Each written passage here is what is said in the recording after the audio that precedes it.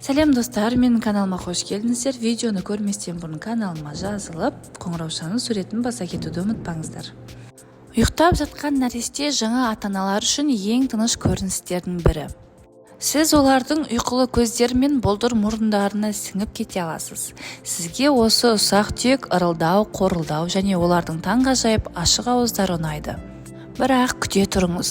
Ұйқы кезінде ауызбен тыныс алу жоғарғы тыныс жолдарының кейбір мәселелерінің белгісі болуы мүмкін, және емделмеген жағдайда денсаулықтың асқынуына әкелуі мүмкін.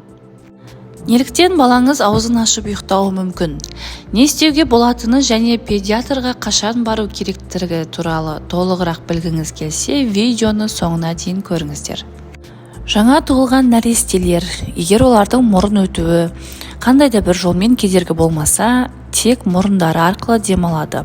Шын мәнінде жас нәрестелер шамамен 3-4 айға дейін ауыздарымен тыныс алу рефлексі әлі дамымаған. Зерттеушілер ұйқы кезінде ауызбен тыныс алу мұрын мен тамақ сияқты жоғарғы тыныс алу жолдарындағы бітеулердің кейбір түрлеріне жауап ретінде дамуы мүмкін екенін түсіндіреді.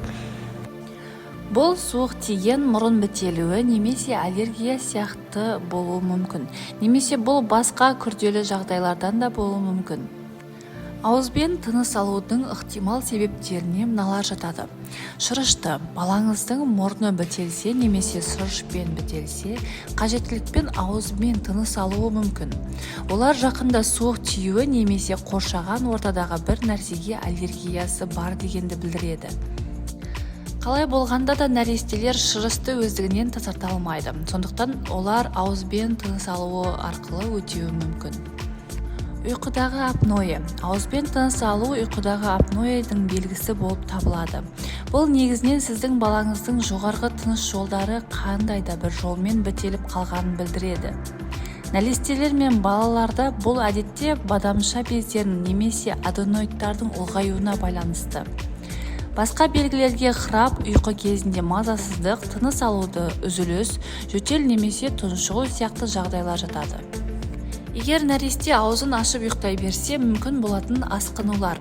Ұйқы кезінде ауызбен тыныс алудың үлкен салдары болады деп ойламауыңыз мүмкін. Бірақ стоматологтар мен дәрігерлердің бұл ұзақ уақытқа созылатын болса, бірқатар ықтимал ыңғайсыздықтар мен басқа да мәселелер туындауы мүмкін екенін айтады.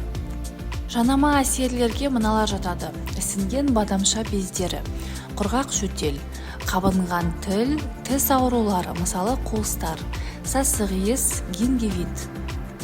Сондай-ақ ықтимал асқынулар, соның ішінде ұзын бет синдромы бар.